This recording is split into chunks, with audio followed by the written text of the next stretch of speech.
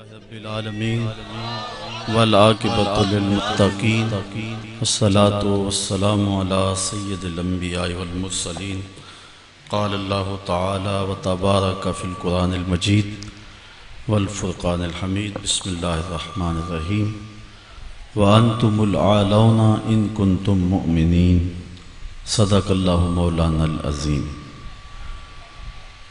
قال اللہ تعالی وتبارک فی شان حبیبہ مخبرا وآمرا ان اللہ وملائکتہ یصلون علی النبی یا ایھا الذین آمنوا صلوا علیہ وسلموا تسلیما الصلاۃ والسلام علیک یا رسول اللہ وعلی آلک واصحابک یا محبوب رب العالمین۔ تمام حمد و ثنا تعریف و توصیف اللہ جل مجدہ الکریم کی ذات بابرکات کے لیے جو خالق کائنات بھی ہے اور مالک شش جہات بھی۔ اللہ جل وعلا کی حمد و ثنا کے بعد حضور نبی اکرم شفیع امم رسول محتشم نبی مکرم صلی اللہ علیہ وسلم کے حضور ناز میں اپنی عقیدتوں، ارادتوں، محبتوں اور نیازمندیوں کا خراج پیش کرنے کے بعد عالی مرتبت ذی وقار محترم محتشم سامعین السلام علیکم ورحمۃ اللہ وبرکاتہ۔ آج کی گفتگو کا عنوان ہے زوال بندہ مومن کا بے زری سے نہیں۔ امت مسلمہ کئی صدیوں سے زوال و انحطاط کی زندگی بسر کر رہی ہے۔ عرب عجم میں امت مسلمہ کو ذبح کیا جا رہا ہے۔ قابل، قندھار، قلعہ جنگی، دشت لیلہ، تورا بورا، تکریت، موصل، بغداد، القدس، کشمیر، غزہ، آذربائیجان، صومالیہ، جہاں جہاں بھی کشت و خون ہو رہا ہے وہ امت مسلمہ کا ہو رہا ہے۔ صابرہ اور شتیلا کے کیمپوں میں قیدی ہمارے ہیں۔ گوانٹا ناموبے کے جیل خانوں کی سلاخوں کے پیچھے تڑپتے ہوئے زندگی بسر کرنے والے مجبور لوگ اس امت کے ہیں۔ ابو غریب جیل کے اندر سسک سسک کے زندگی کی سانسیں پوری کرنے والے امت مسلمہ کے بیٹے ہیں۔ عافیہ صدیقی اس قوم کی بیٹی ہے۔ ام احمد میری قوم کی بیٹی ہے۔ اس امت کو جس اذیت ناک لمحوں سے گزرنا پڑ رہا ہے وہ کسی سے مخفی نہیں۔ اب برما میں جو حالات ہیں وہ بھی آپ دیکھ رہے ہیں۔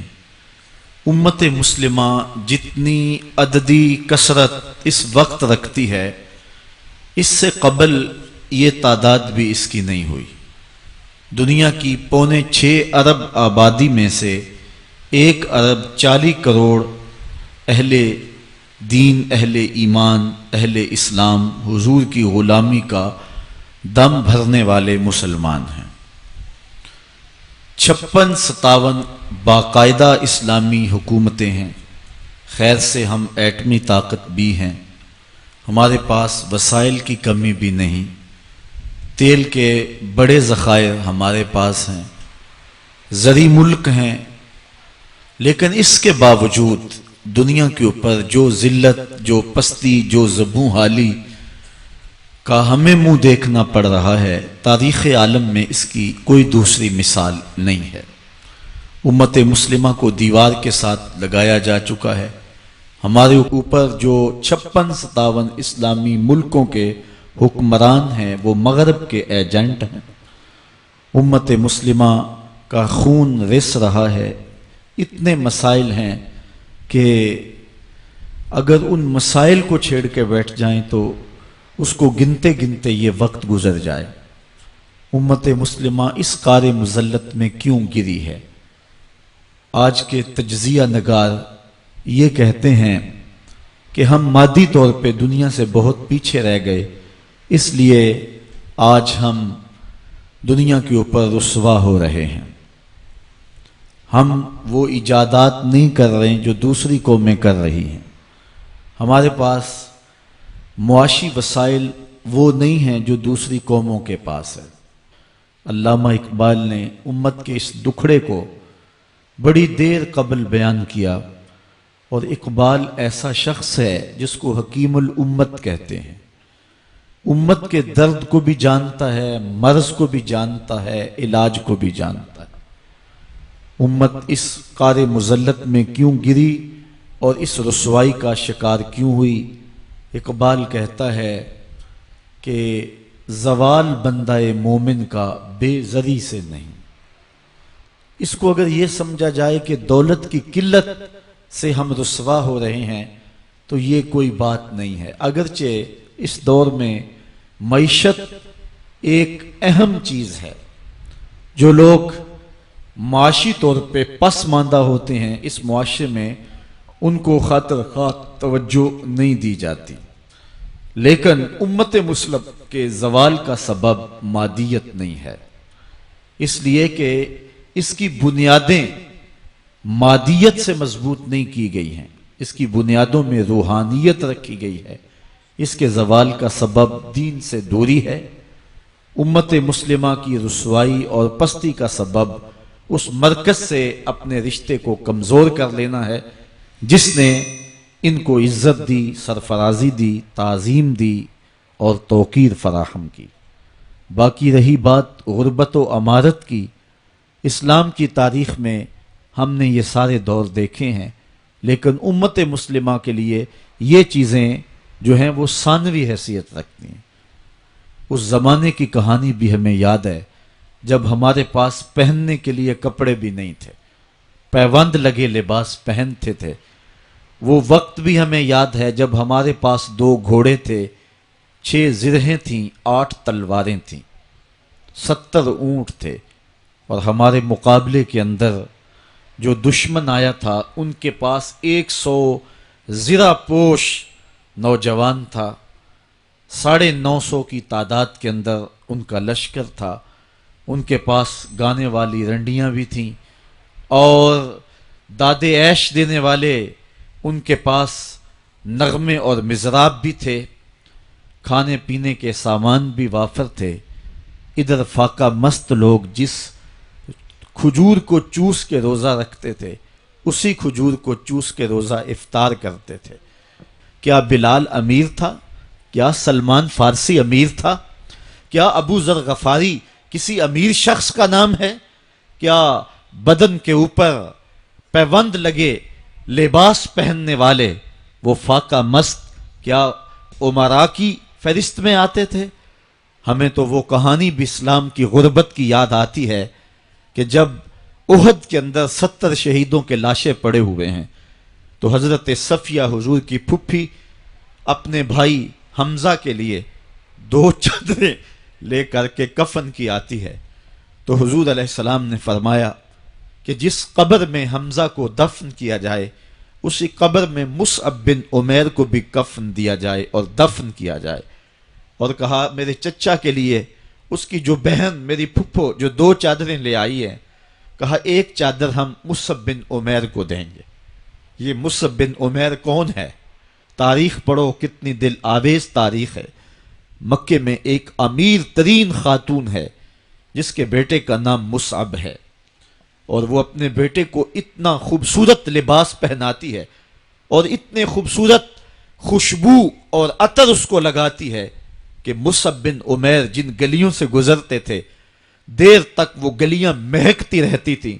لوگ کہتے تھے یہاں سے مصعب گزر کے گیا ہوگا اس لیے یہ گلیاں مہک رہی ہیں. اچھا پھر مصعب پہ نظر پڑتی ہے میرے محمد عربی کی تو مصعب بن عمیر حضور کی زلفوں کا اسیر ہو جاتا ہے. ماں کافرہ ہے، جب پتہ چلتا ہے تو اس کا لباس بھی چھین لیتی ہے، سہولتیں اور آسودگیاں بھی واپس لے لیتی ہے. پھر وہ وقت بھی آیا کہ مصعب بن عمیر حبشہ کی جانب ہجرت کر جاتے ہیں. مکے کے حالات کچھ تھوڑے سے خوشگوار نظر آئے تو وہ حبشہ سے واپس مکے جب پلٹے تو ان کے بدن پہ جو چادر تھی وہ جگہ جگہ سے پٹی ہوئی تھی. میرے آقا کریم علیہ السلام نے دیکھا تو حضور کی آنکھوں میں آنسو ٹپکنے لگے. کہا یہ وہی مصعب ہے جو اتنا خوش پوش نوجوان تھا کہ میں نے پورے مکے میں اس سے خوبصورت لباس پہننے والا کوئی دوسرا شخص نہیں دیکھا، اور آج میرے مصعب کو پہننے کے لیے جو چادر میسر ہے وہ بھی جگہ جگہ سے پھٹی ہوئی ہے۔ یہ اسلام کی غربت کی کہانی ہے، اور آج احد میں یہی مصعب بن عمیر شہید ہو جاتے ہیں اور ان کے لیے کفن بھی دستیاب نہیں ہے۔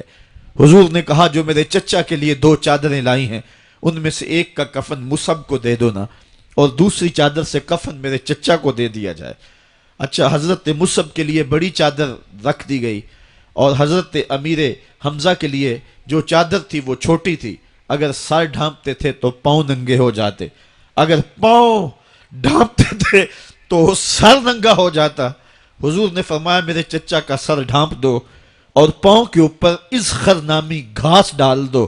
میں یہ اسلام کی غربت کی کہانی تمہیں سنا رہا ہوں، جب میرے رسول کے چچا کے لیے پورے کفن کا ٹکڑا بھی دستیاب نہیں تھا، اسلام اس وقت بھی عزت پا گیا تھا، اسلام اس وقت بھی ذلیل نہیں تھا، اسلام اس وقت بھی سربلند تھا، اور اسلام اس وقت بھی عزتوں کی مسند پہ تھا۔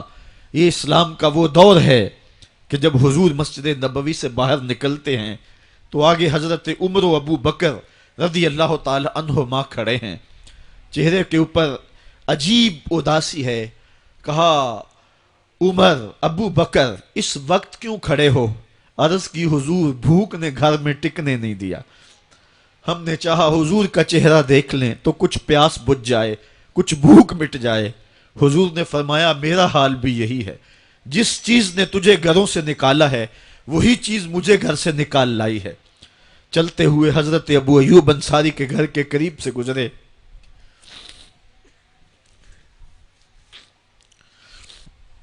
حضور کی خوشبو پا کے وہ باہر آ گئے۔ عرض کی بندہ نواز آج میرے مہمان نہیں بنتے؟ حضور نے کہا تمہاری مرضی۔ گھر لے گئے، چٹائی بچھائی، حضور کو بٹھایا، گھر والوں کو بکری کا بچہ ذبح کر کے دیا، کہا جلدی جلدی کھانا تیار کرو، میرے آقا کو بھوک لگی ہوگی۔ یہ کہہ کے واپس آئے، حضور کے پاس بیٹھے، نظر چہرے پہ پڑی تو گھبرا گئے۔ نکاحت کے آثار اتنے واضح تھے کہ سمجھ آ رہی تھی کتنے دنوں سے حضور نے کچھ نہیں کھایا۔ اٹھ کے باغ میں چلے گئے، کھجوروں کا خوشہ توڑا، حضور کے سامنے رکھا، کہا بندہ نواز جب تک کھانا تیار نہیں ہوتا یہ کھجوریں تناول فرمائیں۔ تھوڑی دیر کے بعد کھانا دسترخوان پہ لگ گیا، حضور سے عرض کی گئی حضور آئیں کھانا تناول کر لیں۔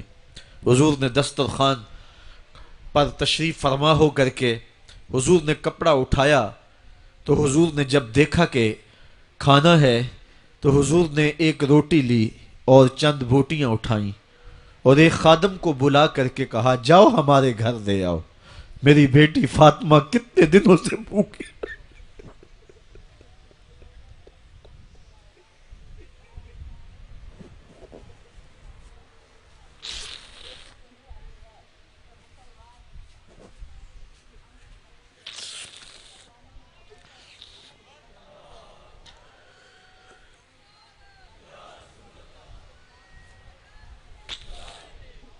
کہا جاؤ ہمارے گھر دے آؤ، میری فاطمہ کتنے دنوں سے بھوکی بیٹھی ہوئی ہے۔ مال کے کونین ہیں گو پاس کچھ رکھتے نہیں، دو جہاں کی نعمتیں ہیں ان کے خالی ہاتھ میں۔ آپ کو پتا ہوگا کہ جب میرے رسول کا انتقال ہوا ہے، حضور کا وصال ہوا ہے، تو حضور کی ایک زرہ ایک یہودی کے گھر میں گروی رکھی ہوئی تھی، حضور نے زرہ رکھ کر کے اس سے قرض لیا ہوا تھا۔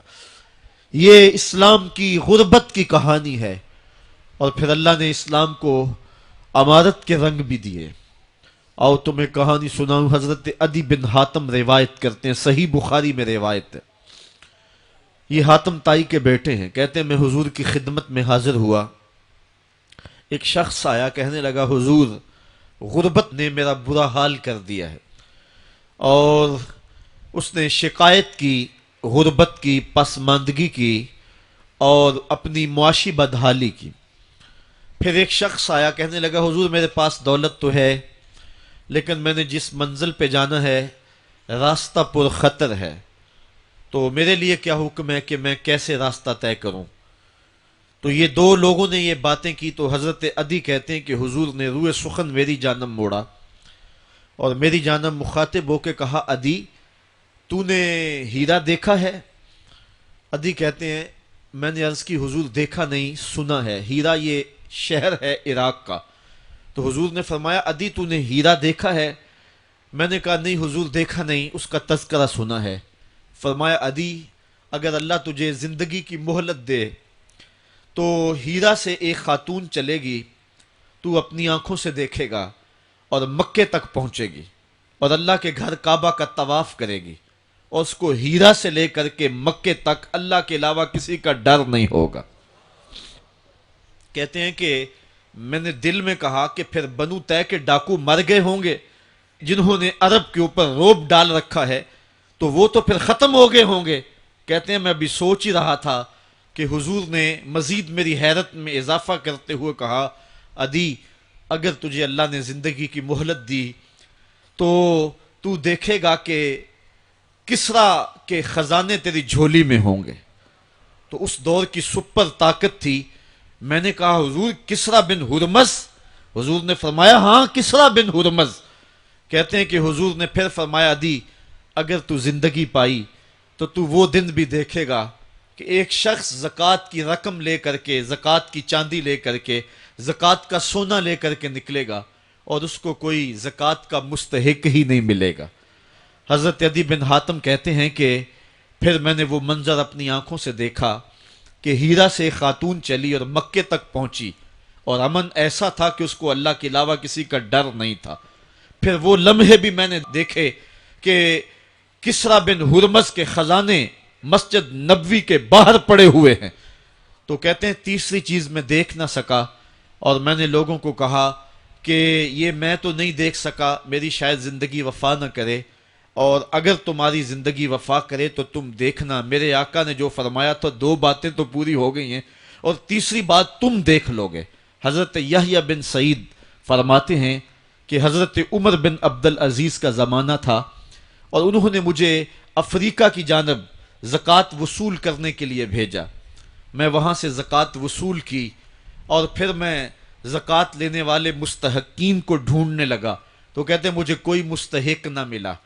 پھر میں غلام پکڑتا اور اس کے پیسے دے کے اس کو آزاد کرواتا چلا جاتا۔ حضرت عمر بن عبدالعزیز کا زمانہ ہے کہ گورنر ہے عراق کا، وہ حضرت عمر بن عبدالعزیز کو لکھتا ہے کہ اتنی رقم ہے، اس کا کیا کرنا ہے؟ تو عمر بن عبدالعزیز کہتے ہیں رقم لے کے یہاں نہ آنا، وہاں عراق کے لوگوں میں بانٹ دو، جو زکوٰۃ کے مستحق ہیں ان کو تقسیم کر دو۔ تو گورنر لکھتا ہے جو مستحق ہے ان کو دے دی، اب کوئی مستحق نہیں رہا تو میں کیا کروں؟ تو حضرت عمر بن عبدالعزیز کہتے ہیں جو مقروض ہیں ان کا قرض اتار دو۔ تو کہتے ہیں کہ ہاں قرض بھی میں نے اتار دیا ہے، رقم پھر بھی بچ رہی ہے، کیا کروں؟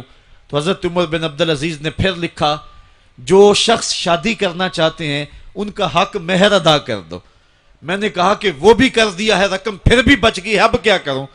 تو حضرت عمر بن عبدالعزیز نے مجھے لکھا کہ جو غیر مسلم ہیں جنہوں نے ٹیکس دیا ہوا ہے، جتنا ٹیکس دیا ہے اس سے دگنے پیسے ان کو قرضے میں دے دو اور ان کو کہو جاؤ اس کا کاروبار کرو، کھیتی باڑی کرو، اور ساتھ انہیں یہ بھی کہہ دینا قرض کی فکر نہ کرنا اور زیادہ اس میں پریشان نہ ہونا، جب دے سکو گے دے دینا۔ یہ دور بھی پھر اسلام نے دیکھا اور یہ گھڑیاں بھی دیکھی، جب چیتھڑے پہنے ہوئے تھے، جب پیوند لگے لباس پہنے تھے، جب پیٹ میں ڈالنے کے لقمہ بھی نہیں تھا، اللہ کا دین اس وقت بھی غالب تھا، اور جب گلیوں کے اندر ریشم بکھرا ہوا ہوتا تھا کوئی اٹھانے والا نہیں تھا، دین اس وقت بھی غالب تھا۔ دین کا غالب ہونا یا نہ ہونا اس کا تعلق جو ہے وہ مال و دولت سے نہیں ہے۔ اقبال کہتا ہے کہ زوال بندہ مومن کا بے زری سے نہیں، مومن کا زوال بے زری سے نہیں ہے بلکہ اس کا سبب کوئی اور ہے۔ وہ سبب ڈھونڈنا ہے کہ ہم دنیا میں رسوا ہو کے کیوں رہ گئے، ہم زمانے کے سامنے تماشا کیوں بن کے رہ گئے، آج نبی کی امت پوری کائنات میں رسوا ہو کے کیوں رہ گئی، آج ہمارا تماشا دیکھا جا رہا ہے، آج بھوکے کتوں کو ہماری بیٹیوں اور بہنوں کے اوپر چھوڑا جا رہا ہے اور اس کا تماشا دیکھا جا رہا ہے۔ کیا ہم نے یہ دن بھی دیکھنے تھے؟ ہم نے سراغ لگانا ہے. دولت کی قلت اور کثرت یہ ثانوی چیزیں ہیں. ہم نے تاریخ میں دیکھا ہے ہم کبھی مالی طور پہ کمزور تھے، رسوا نہیں ہوئے ہیں. مال زیادہ ہو گیا، رسوا نہیں ہوئے ہیں. رسوائی کے سبب کوئی اور ہیں. آئیے تمہیں کہانی دل آویز سناؤں. اسلام کے عروج اور بانکپن کی مختصر کہانی آپ دیکھ لیں کہ حضور جب جلوہ فراز ہوتے ہیں مکے میں تو اللہ کا گھر 365 بتوں سے بھرا ہوا ہے. وہ دنیا کے اندر خدا کا پہلا گھر اور 365 بتوں کا قبضہ ہے اس گھر کے اوپر. پھر حضور آئے اور دعوت دین دی اور آقا کریم علیہ السلام نے ان بتوں کے لوث سے کعبہ کو پاک کیا. کہانی اتنی دل آویز ہے کہ حضور نبوت کے اعلان کے 13 سال گزارنے کے بعد جب مکے سے ہجرت کر کے مدینہ روانہ ہوئے تو مسلمانوں کی تعداد 100 سے متجاوز نہیں تھی. جن لوگوں نے ہجرت کی ہے تاریخ پڑھیں. سن 2 ہجری کو بدر کے مقام پہ حق اور باطل کا پہلا ٹکراؤ ہوتا ہے. مسلمانوں کی تعداد 313 تھی. جو لوگ گھروں میں تھے ان کی تعداد بھی ساتھ شامل کر لیں، بچے اور خواتین بھی شامل کر لیں، 600-700 لوگ بنتے ہوں گے. اور 8 ہجری کو فتح مکہ ہوا اس واقعہ کے 6 سال بعد. تو فتح مکہ کے موقع پہ مسلمانوں کی تعداد جو سپاہیوں کی تھی وہ 10,000 تھی. اور پھر 8 ہجری کو یہ واقعہ ہوا ہے تو 10 ہجری کو حجۃ الوداع ہوتا ہے. 10 ہجری کو حضور کے سامنے جو لوگ بیٹھ کے خطبہ سن رہے تھے ان کی تعداد 1,44,000 تھی. اور جو گھروں میں لوگ شامل تھے ان کو بھی ملائیں تو 6 لاکھ تک پہنچتی ہے. حضرت صدیق اکبر رضی اللہ تعالیٰ عنہ 2 سال 2 ماہ اور کچھ دن تخت خلافت پہ رہے ہیں. اور آپ کے ادوار کی فتوحات کو اگر اس کی ایوریج نکالیں تو ایک دن میں 80 مربع میل علاقہ روزانہ فتح ہوتا ہے. حضرت عمر کا دور دیکھیے. حضرت عمر کے زمانے میں اسلامی حدود 23 لاکھ مربع میل تک پھیل گئی ہیں. محمد بن قاسم جب سندھ میں آیا ہے تو یہ بہت بعد کی کہانی نہیں ہے، یہ 92 ہجری کی کہانی ہے. ابھی صحابہ موجود تھے. ادھر اندلس کے دروازے پہ طارق بن زیاد دستک دے رہا ہے تو وہ تابعی ہے اور یہ بھی 92 ہجری کی کہانی ہے. ادھر سندھ تک مسلمان پہنچ گئے، ادھر وہاں تک پہنچ گئے. آپ چائنا میں جا کے دیکھیں حضرت سعد بن ابی وقاص صحابی کی قبر وہاں ہے، وہ وہاں تک پہنچے. ماوراء النہر کا علاقہ بھی فتح ہو گیا، ادھر آرمینیا تک پہنچے. یہ تھوڑے سے عرصے کے اندر عظیمتوں کی کیسی داستان رقم کی. اقبال تڑپ کے کہتا ہے دی ازانے کبھی یورپ کے کلیساؤں میں، کبھی افریقہ کے تپتے ہوئے صحراؤں میں. دشت و دشت دریا بھی نہ چھوڑے ہم نے، بحر ظلمات میں دوڑا دیے گھوڑے ہم نے. آج دیکھیں جا کر کے جبل طارق کو، جہاں وہ 500 قدوسی وہاں نکلے تھے. وقت کے حکمران نے اپنے جاسوس کو بھیجا، دیکھ کیا وہ کون لوگ ہیں، کہاں سے آئے ہیں اور کتنی تعداد ہے. تو جا کر کے جاسوس نے کہا پتہ نہیں زمین سے نکلے ہیں یا آسمان سے اترے ہیں. اور ان کی تعداد 500 سے آگے پیچھے ہے. اور پھر ان 500 لوگوں نے یورپ کے دروازے میں داخل ہو کر کے حق اور باطل کے اس مارکے کے اندر وہ عظیمت کی داستانیں رقم کی کہ اقبال خراج پیش کرتے ہوئے کہتا ہے یہ غازی یہ تیرے پراسرار بندے جنہیں تو نے بخشا ہے ذوق خدائی. دو نیم ان کی ٹھوکر سے صحرا و دریا، سمٹ کر پہاڑ ان کی ہیبت سے رائی. دو عالم سے کرتی ہے بیگانہ دل کو، عجب چیز ہے لذت آشنائی. شہادت ہے مطلوب و مقصود مومن، نہ مال غنیمت نہ کشور کشائی. وہ کہانی کتنی دل آویز ہے. اے سرزمین اندلس ہے یاد تجھ کو، تھا تیری ڈالیوں پہ کبھی آشیاں ہمارا. چین و عرب ہمارا، ہندوستان ہمارا، مسلم ہے ہم، وطن ہے سارا جہاں ہمارا. پوری دنیا پر اسلام کے پھریرے لہرا رہے ہیں اور اسلام کے جھنڈے لہرا رہے ہیں. حضرت عمر رضی اللہ تعالی عنہ کا زمانہ ہے جب یروشلم فتح ہوا. حضرت ابو عبیدہ بن جراح رضی اللہ تعالی عنہ حضرت عمر کو دعوت دیتے ہیں کہ آپ مدینے سے چلیں اور یروشلم میں پہنچیں. حضرت عمر مدینے سے چلتے ہیں. کتنا بڑا قافلہ لے کر کے، کتنا پروٹوکول ہے.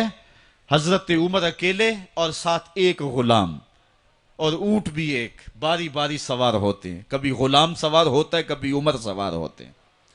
حکمران تو وہ تھے لوگوں کی دہلیز پہ امن دینے والے، لوگوں کی چوکھٹ پہ جو ہیں وہ نور بانٹنے والے. آج کے حکمرانوں نے تمہیں رمضان المبارک کے اندر لوڈ شیڈنگ کا پیکج دیا ہے، اور آج بچے بھی تڑپ رہے ہیں اور جوان بھی سسک رہے ہیں، اور ماہ سیام میں جن اذیتوں میں قوم کو مبتلا کر دیا ہے وہ کسی سے مخفی نہیں ہے۔ اور تمہیں میں حضرت عمر کی کہانی سناؤں۔ حضرت عمر دن کو تخت حکومت پہ بیٹھتے تھے، اور ان کا تخت کو سونے زبرجد کا نہیں تھا، مسجد نبوی کی چٹائی تھی، اور سارا دن وہاں بیٹھ کے لوگوں کی باتیں سنتے، اور جب رات کے اندھیرے گہرے ہوتے عمر بھیس بدل کے مدینے کی گلیوں کا گشت کرتے۔ کہا تمہارے گھر سے دھواں نکل رہا ہے اور بچے رو رہے ہیں، ان کو کھانا کیوں نہیں دیتی؟ کہنے لگی عمر کی جان کو رو رہی ہوں۔ عمر کے پاؤں تلے سے زمین نکل گئی۔ کہا کیا ہوا؟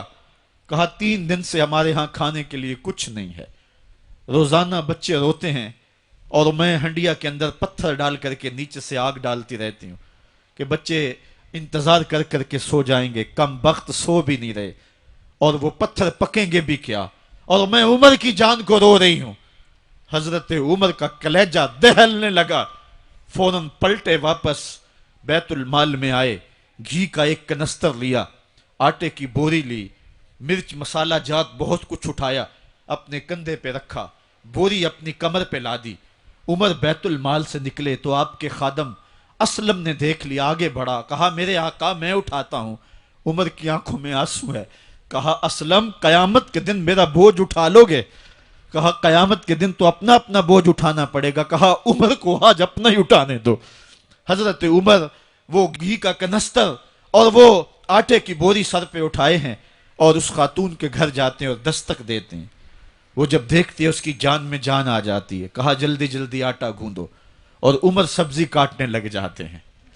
حضرت عمر رضی اللہ تعالی عنہ سبزی تیار کر دیتے، ادھر آٹا گند جاتا ہے، اور پھر اوپر چولہا رکھا جاتا ہے، چولہے کے اندر آگ رکھی جاتی ہے، وہ کھانا پکانے لگتی ہے، آگ بجھتی ہے۔ تاریخ نے لکھا ہے آگ بجھنے لگتی ہے، عمر جھک کر کے پھونکے مارتا ہے، عمر جھک جھک کے پھونکے مارتا ہے۔ کھانا پک گیا اور بچوں کے سامنے کھانا رکھ دیا، بچے کھا رہے ہیں۔ اب بچے رو رو کے نڈال ہو چکے تھے۔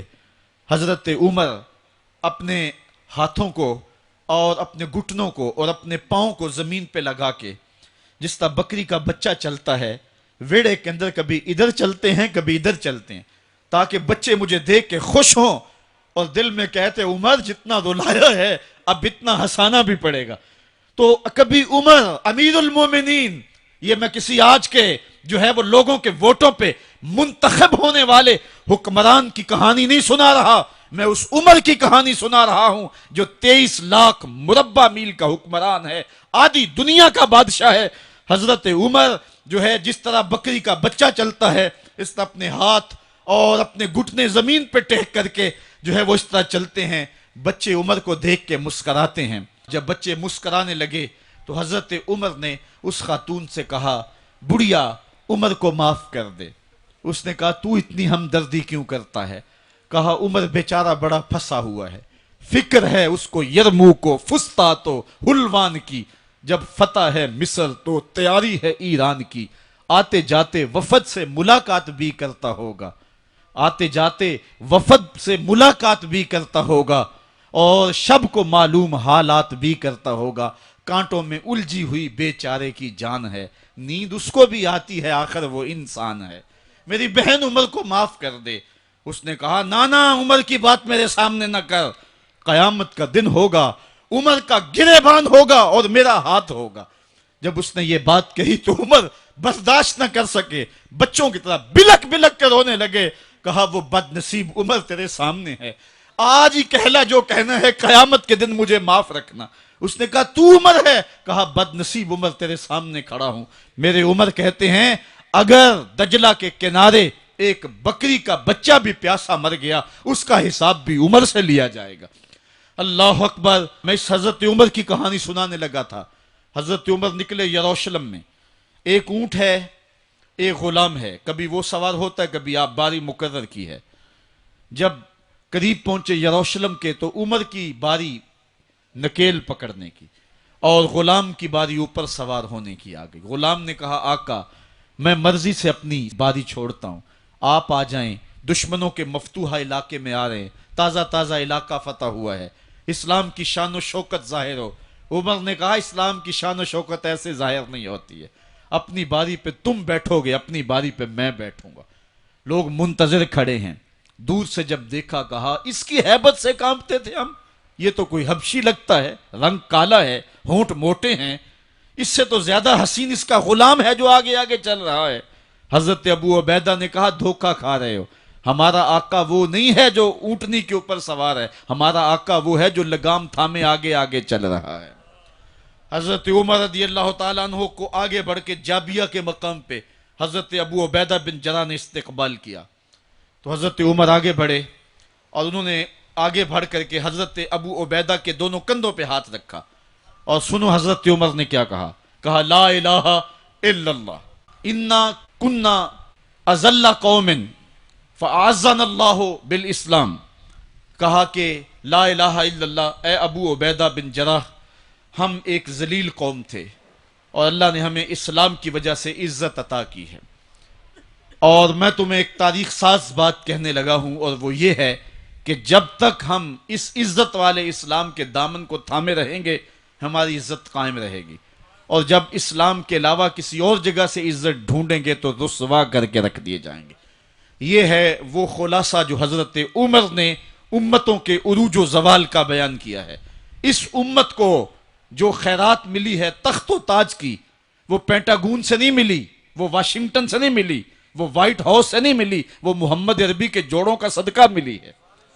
اس لیے جب ہم نے اسلام سے انحراف کیا، پاکستان حاصل کیا گیا تھا، پاکستان کا مطلب کیا؟ لا الہ الا اللہ۔ ہم نے اس نعرے کو چھوڑ دیا ہوا ہے، ہم نے انحراف کر دیا ہے۔ آج ہماری نظریں مغرب کی طرف لگی ہیں کہ تخت و تاج اس سے نصیب ہوتے ہیں، اور دنیا کے اوپر ہم رسوا ہو کے رہ گئے۔ ہماری پستی، ہماری زبوحالی، ہماری ذلت کا سبب یہ ہے کہ جس جگہ سے ہمیں عزت ملی تھی ہم نے وہ مرکز ہی چھوڑ دیا ہے۔ اس مرکز حیات کو، اس مرکز زندگی کو، اس مرکز عزت کو ہم نے چھوڑ دیا ہے، اور دنیا کے اوپر ہم رسوا ہو رہے ہیں۔ انہی حضرت عمر کی کہانی ہے۔ وادی تہامہ سے گزر رہے تھے کہ بچوں کی طرح بلک بلک کے رونے لگے۔ کہا عمر جوان آدمی ہو اور بچوں کی طرح بلک کے رو رہے ہو؟ کہا تم نہیں جانتے، مجھے بچپن کی کہانی یاد آ گئی۔ کہا کیا کہانی ہے؟ کہا یہی عرض تہامہ تھی، میرے باپ خطاب نے مجھے 5 اونٹ دیے تھے، کہا انہیں لائن میں کھڑا کرو سیدھا۔ میں آگے والا سیدھا کرتا تھا، پیچھے والا ٹیڑھا ہو جاتا، پیچھے والا سیدھا کرتا، آگے والا ٹیڑھا ہو جاتا۔ میرے باپ خطاب نے مجھے بڑا مارا۔ کہا ایک عرب کے بیٹے ہو کے تم سے 5 اونٹ لائن میں کھڑے نہیں ہوتے؟ کہا ایک زمانہ عمر پہ وہ تھا کہ اس سے 5 اونٹ لائن میں کھڑے نہیں ہوتے تھے، اور آج شرق سے لے کر غرب تک 23 لاکھ مربع میل کی حکمرانی، اور انسان بھی لائن میں کھڑے ہیں۔ یہ محمد عربی کے جوڑوں کا صدقہ نہیں ہے تو اور کیا ہے؟ عمر سے تو 5 اونٹ لائن میں کھڑے نہیں ہوتے تھے۔ تو یہ عزتیں، یہ تخت و تاج، یہ حکومتیں ہمیں حضور کی دہلیز سے ملی ہیں۔ جب ہم نے اس دہلیز کو چھوڑ دیا تو دنیا کے اوپر رسوا ہو گئے اور ذلیل کر کے رکھ دیے گئے۔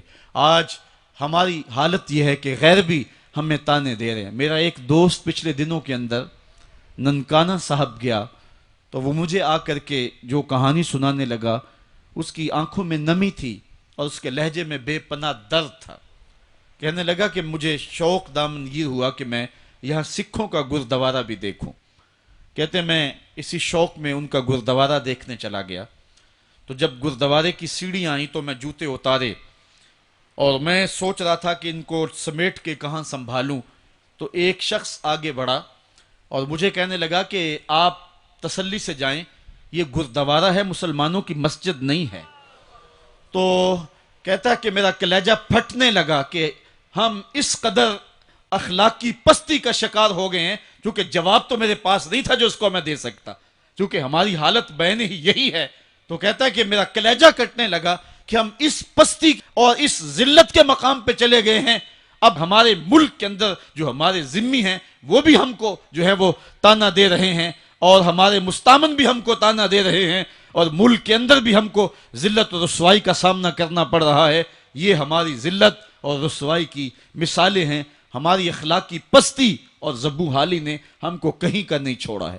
میں بہت پرانی کہانی نہیں سنانے لگا آپ کو، یہ قرون اولیٰ کی کہانی نہیں ہے، یہ کہانی جو ہے وہ صحابہ کے زمانے کی بھی نہیں ہے، یہ کہانی جو ہے وہ تابعین کے بھی دور کی نہیں ہے، محدثین کے دور کی بھی نہیں ہے، یہ سری سختی کے زمانے کی کہانی بھی نہیں ہے، یہ جنید بغدادی کے دور کی بھی نہیں ہے، ہاں یہ مجدد الف ثانی کے زمانے کی کہانی بھی نہیں ہے، یہ کل کی بات ہے۔ ہم دور غلامی میں تھے، ہمارے اوپر انگریز حکومت کر رہا تھا، ایک انگریز افسر شاہی مسجد دیکھنے کے لیے آیا، اور جب چبوترے کے اوپر چڑھا تو ایک گداگر نے اس کے آگے ہاتھ پھیلایا، اس نے بٹوا نکالا اور اس کی ہتھیلی میں کچھ پیسے رکھے، دوبارہ وہ جیب میں بٹوا ڈالنے لگا تو بٹوا اس کے ہاتھ سے گر گیا اور وہ بے توجہی میں اندر چلا گیا۔ اس گداگر نے آگے بڑھ کے اس بٹوے کو پکڑ لیا، خیال تھا یہ واپس آئے گا تو میں اس کو بٹوا دے دوں گا، لیکن وہ کسی اور دروازے سے نکل گیا اور یہ منتظر رہا، وقت گزرتا رہا۔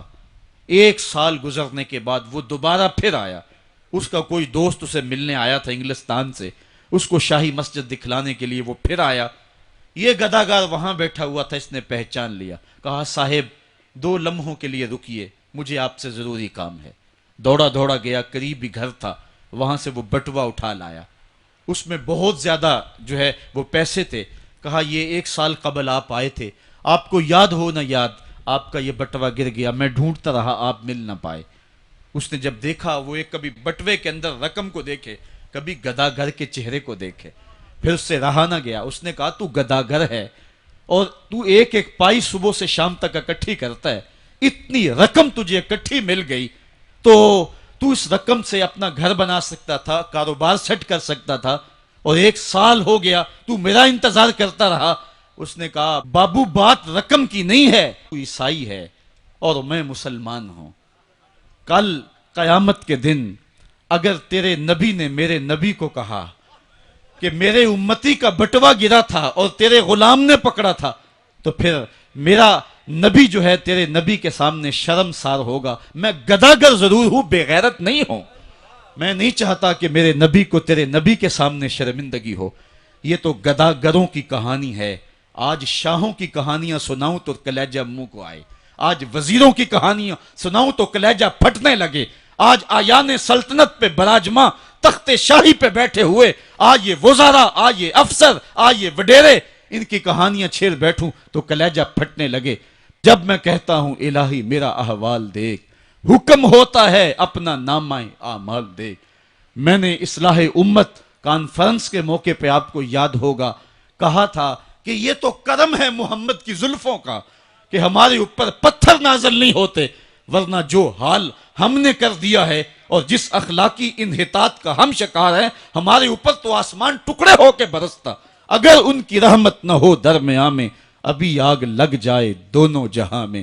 اقبال کہتا ہے زوال بندہ مومن کا بے زری سے نہیں، یہ نہیں ہے مسئلہ، مسئلہ پستی ہے، زبوحالی ہے، تعلیمی انحطاط ہے، عملی انحطاط ہے، مرکز سے جو ہے وہ دوری ہے، دامن رسالت ماب کو چھوڑ دیا ہے، پھر رسوائیاں مقدر نہیں ہوں گی تو کیا ہوں گی۔ آئیے ابھی بھی موقع ہے، توبہ کا دروازہ بند نہیں ہوا، رب سے بھی معافی مانگ لیں، گنبد خضرا کے مکین کے حضور بھی ہاتھ جوڑ کے کہیں چھوڑ کے آپ کا دامن رحمت، آقا ہم سے بھول ہوئی، کھو دی اپنی قدر و قیمت، آقا ہم سے بھول ہوئی، دیکھ ہماری آنکھ مچولی، اپنے سینے اپنی گولی، بھول گئے ہم درس اخوت، آقا ہم سے بھول ہوئی، دنیا کے ٹھکرائے ہوئے ہیں، تیرے در پہ آئے ہوئے ہیں، کھول دے اپنا باب رحمت، آقا ہم سے بھول ہوئی۔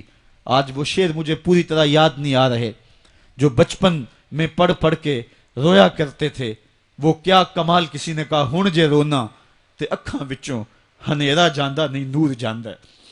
آج امت جس زبوحالی میں پہنچ گئی، ہن جے رونا تے اکھاں وچوں ہندیرا جاندہ نہیں نور جاندہ ہے، میں بدبخت نو ویکھ کے میرا سایہ بھی میتھوں دور جاندہ ہے، میں پاپی مجرم، میں میلا اتھرو، میں پاپی بندہ، حضور معافی، حضور معافی، حضور معافی، حضور معافی، تساں سی ڈکیا جنہ کماں تھی، حضور جی میں او کر گیا واں، گناہاں دی دل دل دے اندر گل میں تیکر اتر گیا واں، تو ہاڈے حکماں نو چھڈ کے آقا میں جیندہ کتھے ہاں مر گیا واں، حضور معافی، حضور معافی، حضور معافی، حضور معافی۔ علامہ اقبال فرماتے ہیں آؤ اگر تم دوبارہ اسی عروج کو دیکھنا چاہتے ہو تو دامن مصطفیٰ کو تھام لو۔ سارا فلسفہ اقبال نے اپنے اس ایک شعر میں نچوڑا ہے۔ شکوہ اور جواب شکوہ اقبال کی امت کی کہانی ہے جو رب سے کہی ہے۔ شکوے میں کہتا ہے تیرے کعبے کو جبینوں سے بسایا ہم نے، نو انسانی کو غلامی سے چھڑایا ہم نے، پھر بھی ہم سے گلا ہے کہ وفادار نہیں، ہم وفادار نہیں، تو بھی تو دلدار نہیں۔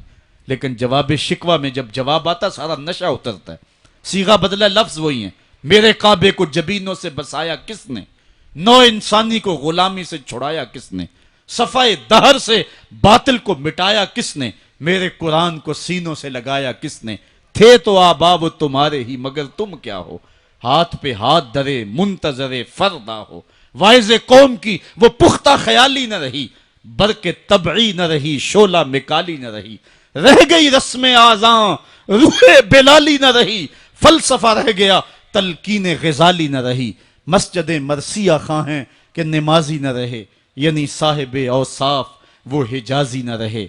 تو اقبال نے اپنے جواب شکوے کو یہاں آ کر کے روکا، صدا ادھر سے آ رہی ہے، امت کو علاج دیا جا رہا ہے۔ اقبال کے سارے فلسفے کا نچوڑ یہ ہے کہ محمد سے وفا تو نے تو ہم تیرے ہیں، یہ جہاں چیز ہے کیا لوح و قلم تیرے ہیں، پھر لوح بھی تیرے ہاتھ میں دے دیں گے، قلم بھی تیرے ہاتھ میں پکڑا دیں گے، تختی بھی تیرے پاس ہوگی، قلم بھی تیرے پاس ہوں گے، پھر تیری تقدیر کے فیصلے واشنگٹن میں نہیں ہوں گے، پھر خدا بندے سے خود پوچھے گا بتا تیری رضا کیا ہے۔ تو ہم نے ان راہوں کا مسافر بننا ہے۔ آئیو زندگی کا جمال اور زندگی کا حسن حاصل کرنے کے لیے حضور کی دہلیز پہ آ جائیں۔ بہت دور جا چکے ہیں، آقا کی رحمت اب بھی آوازیں دے رہی ہیں، میرے بھولے بھالے امتیوں واپس آ جاؤ، میں تمہیں سینے سے لگا کے تمہارے پچھلے سارے گناہ بخشوا دوں گا۔ اور رب کہہ رہے وَلَوْ أَنَّهُمْ إِذْ ظَلَمُوا أَنفُسَهُمْ جَاءُوكَ، ظلم کر بیٹھے ہو کوئی بات نہیں، میرے محبوب کی دہلیز پہ آ جاؤ، میرے نبی کے ہاتھ اٹھ کے میں تمہارے سارے گناہ معاف فرما دوں گا۔ اللہ کو توبہ قبول کرنے والا اور رحیم پاؤ گے۔ اللہ تعالیٰ مجھے آپ کو اپنی رحمتوں کے سائے میں دے۔ آفاق کے ہر ہر گوشے میں قرآن سنا کر دم لینا، اب رکنا نہیں، اب تھمنا نہیں، فردوس میں جا کر دم لینا، آفاق کے ہر ہر گوشے میں قرآن سنا کر دم لینا، اب رکنا نہیں، اب تھمنا